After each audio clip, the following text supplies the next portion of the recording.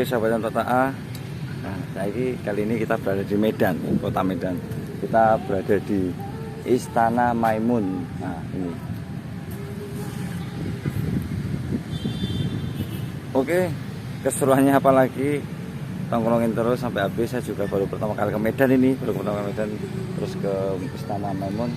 Coba tak ngulik di dalamnya, oke? Itu ikuti terus keseruannya Mas Ibrahim PTA. Otak-atik matuk, ini ada kendala sahabat Yon dengan armada suhu saya, Bang Sigit. Oke Bang, bisa diotak-atik ora Bang? Ini baru ini, ternyata chef penerbangan nih, ternyata. Emang apa sih kok chef penerbangan? Karena DJI semakin upgrade naik, ternyata safety-nya lebih kuat. Jadi harus perizinan. Ini di mana sih?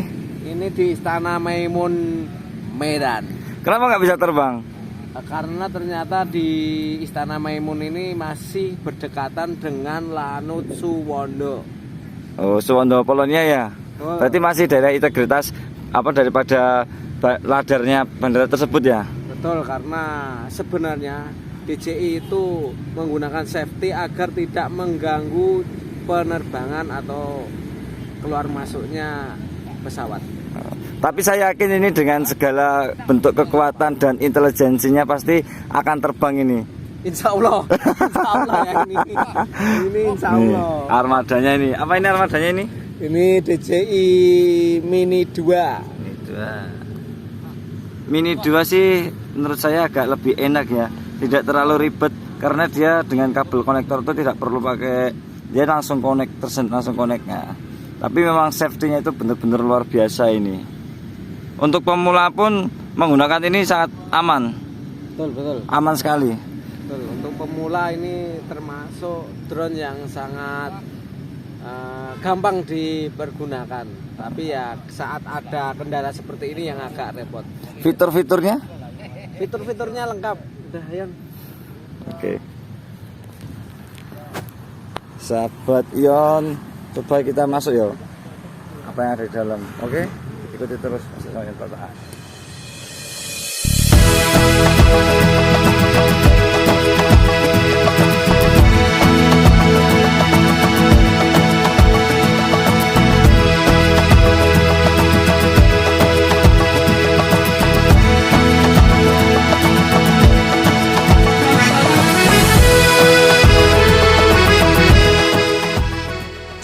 Assalamualaikum warahmatullahi wabarakatuh. Apa kabar sahabat yang PTA dimanapun Anda berada? Semoga kita semua tentunya dalam keadaan sehat walafiat ya. Oke, kali ini saya ngonten ini dengan sedikit berbeda karena tidak quest. Kebetulan saya berada di Medan. Karena saya dapat pesiar, akhirnya saya mencoba mengunjungi di Istana Maimun. Saya mencoba mengulik apa yang ada di dalamnya, tentunya dengan sejarahnya. Tapi sahabat dan PTA, kalau ada yang belum makan dulu, ada yang mau ke belakang dulu, atau yang mungkin belum sholat ibadah yang lainnya, itu harus diutamakan dulu sholat dan ibadah yang lainnya sesuai dengan keyakinan kita. Habis itu tentunya tongkrongin lagi videonya sampai habis karena banyak sesuatu hal yang positif yang tentunya itu dengan berkaitan dengan sejarah. Apalagi sahabat dan PTA yang belum pernah ke Medan pasti akan banyak hal yang baru lah di video ini. Siapa? Oke, ikuti terus keseruannya masih bersama Yon PTA. Siapa namanya? Sama siapa nih? Keluarga? Udah pernah kesini sebelumnya? Belum? Gimana? Senang kesini? Masih mau lihat-lihat lagi? Masih mau lihat-lihat lagi? Oke, makasih ya.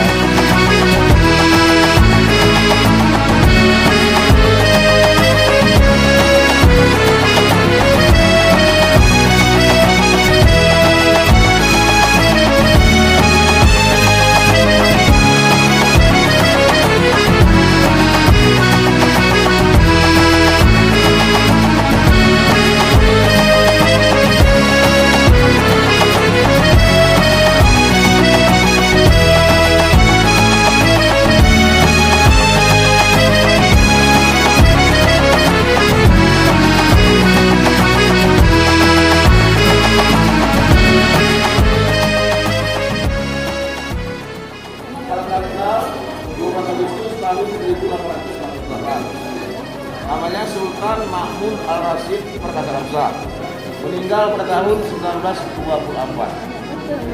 Yang sebelah kiri itu putra yang pertama. Yang sebelah kanan putra nomor 2. Meninggal kita putra yang paling tua. Sultan Amaluddin Al-Sani Perkasa Hamzah. Tahun 24 sampai 1945 meninggalnya dimakamkan di Mesir Raya, Ibu. Adiknya diangkat sebagai Perdana Menteri. Namanya Tengku Harun Al-Rashid. Meninggal tahun 1998. Sampai ke Pak Toto. Ada dulu. Sampai ke Pak Toto kan belum. Belum. Siapa istri Pak Toto? Banyak ya, Bu. Istri mendiang sama Ibu Siska Maribintang. Anak siapa? Anak Pak Palaguna. Palaguna. Mantan Gubernur Makassar. Yang sebelah sini, Bu nih. Mau habiskan Ibu? Banyak. Terus ini banyak jawabannya. Buat datang dulu baru. Meninggal di mana? Kasih tahu Pak Toto. Meninggal Aceh. kenapa? Jatuh Jatuh pesawatnya. Pesawat Cendol 75. Meninggalnya 39 tahun, kelahiran tahun 1966. Anak dua. Lebih kurang 8 tahun sama 2 tahun waktu ditinggalkan. Ini guru-guru Ibu.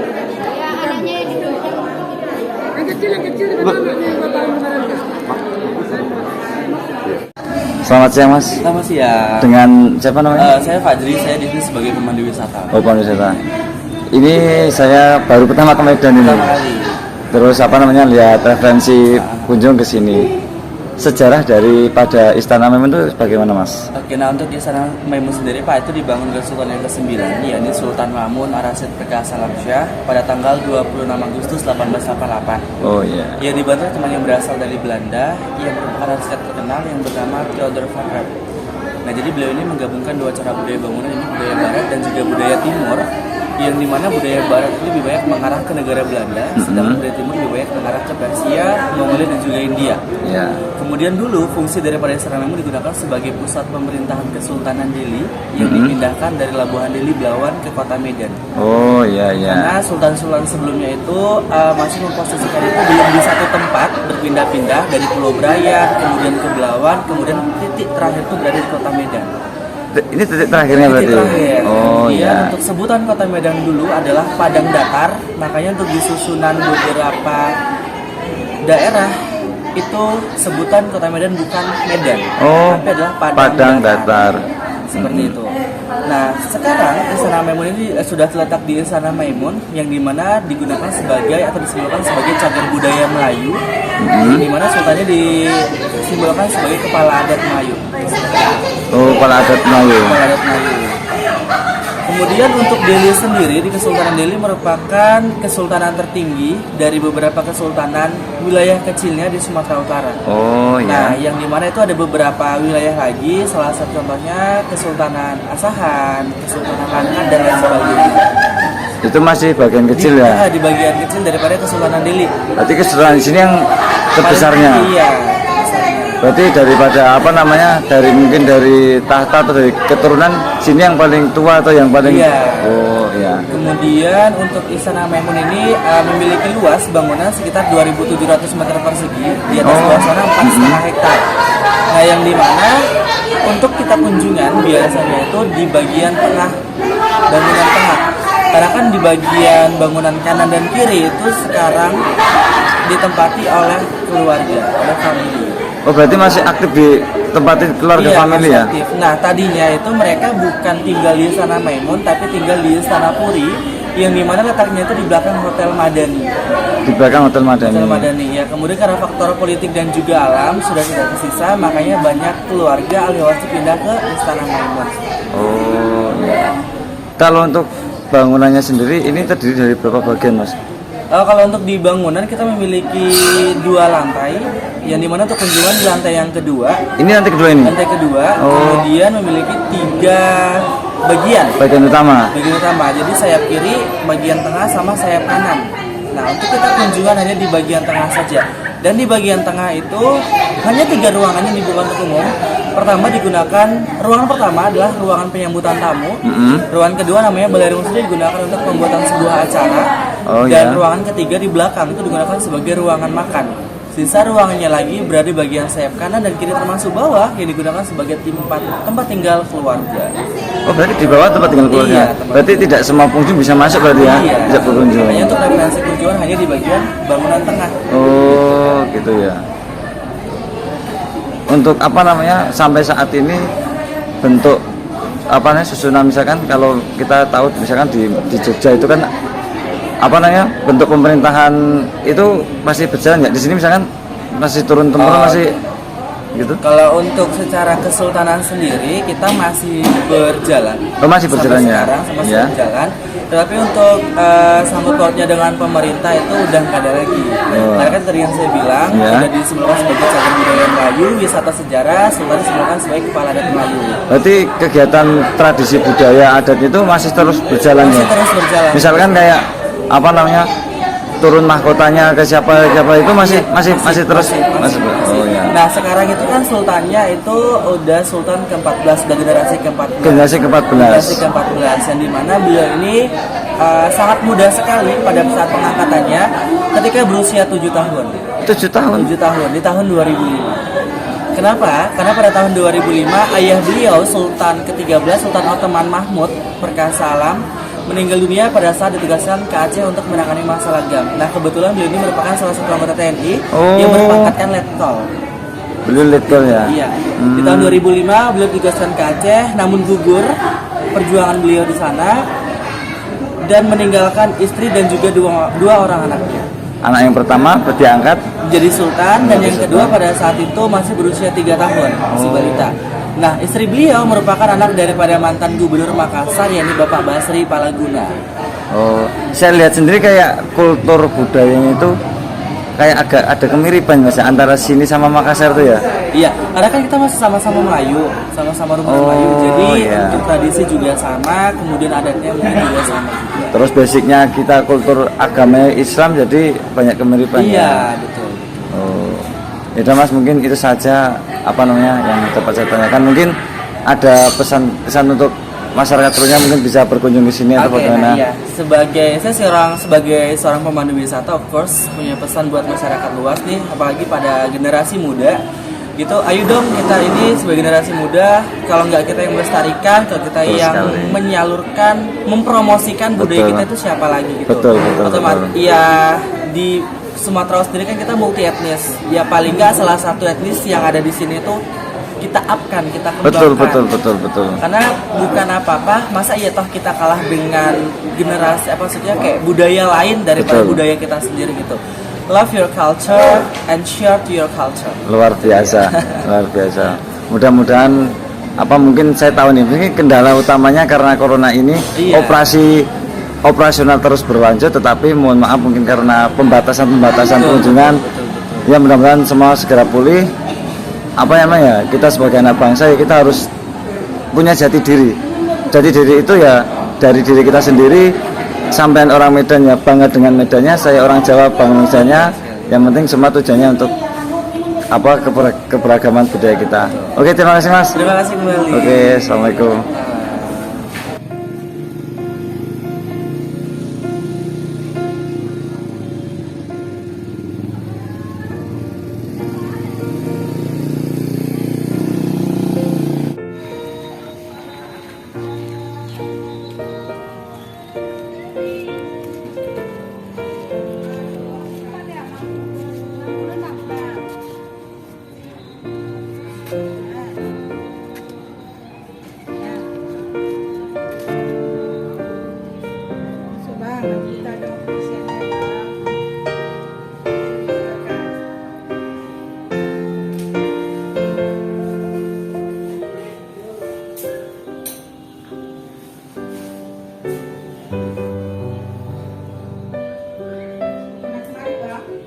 Jadi ini yang dinamakan meriam puntung ya bang.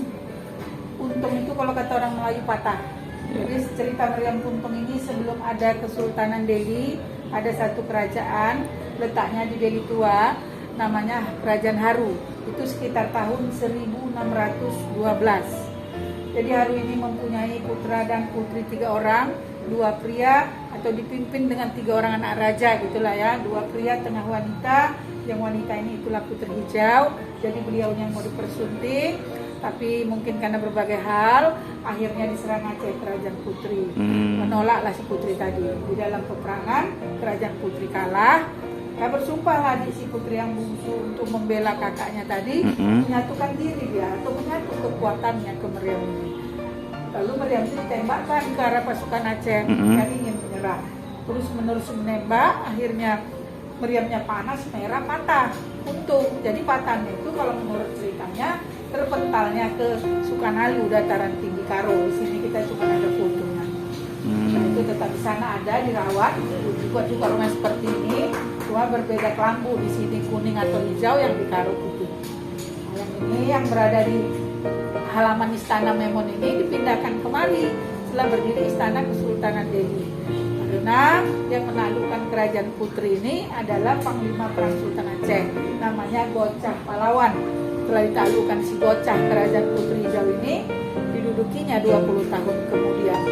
Maka pada tahun 1632 berdiri Delhi yang pertama. Delhi tua, ini istana yang kelima 1888. Jadi intinya di mana pindah istana Kesultanan Delhi ikut dibawa pindah serta Meriam ini sebagai penghormatan dan kenang-kenangan perang saja ke Delhi. Itulah sejarah singkatnya, dan di sini kita lihat kenapa ada kembang, itu tradisi, itu tamu yang ngasih, ada yang nazar kemari. Kalau ada yang di mangkok itu syaratnya. Mungkin dia pernah doa ya, dengan izin Allah terkabul. Nah, biasanya ucapan terima kasihnya terserah apa ikhlas. Itulah ceritanya. Terima kasih. Dengan ibu siapa, Bu? Hah? Dengan ibu siapa? Ibu Saridah. Iya. Nah, mendengar suaranya situ. Oke, sahabat dan patah, inilah tadi sajian hasil dari saya belajar bermain ke Istana Maimun. Saya sudah banyak bertanya tentang sejarahnya, tentang isinya, dan saya juga sangat terinspirasi tentang bangunan yang ada di sebelahnya tadi, tentang Meriam tadi dengan sejarahnya. Mungkin sahabat dan patah sudah menyimak tadi ya, bagaimana kisahnya itu sangat menginspirasi ya. Kita sebagai generasi muda, menurut saya sudah saatnya lah, wajib, kalau kata orang Jawa itu nguri-nguri atau melestarikan tentang adat dan budaya yang berada di sekitar kita, karena itulah sejatinya menjadi jati diri kita. Itu menjadi jati diri kita yang akan selalu kita banggakan, sehingga kita itu namanya berdiri di kaki sendiri itu tidak hanya sekedar slogan, tapi benar-benar kita laksanakan. Mungkin banyak kata yang salah atau tingkah yang salah, saya pribadi mohon maaf yang sebesar-besarnya. Kalau memang ada hal yang buruk atau yang salah, itu semata-mata datang dari saya pribadi. Kalau memang ada hal yang baik, itu datangnya dari Allah SWT. Pastikan sahabat yang sudah mendukung konten ini dengan like, subscribe. Mudah-mudahan kedepannya tetap bisa menghadirkan konten-konten yang positif, agar kita bisa saling berbagi lah. Nggak ada salahnya mengangkat sesuatu hal yang positif untuk kita sampaikan kepada semuanya. Oke, mungkin yang dapat saya sampaikan. Terima kasih. Assalamualaikum warahmatullahi wabarakatuh. Salam aduwe dan salam teraduwe untuk sahabat yang bertahan dimanapun Anda berada.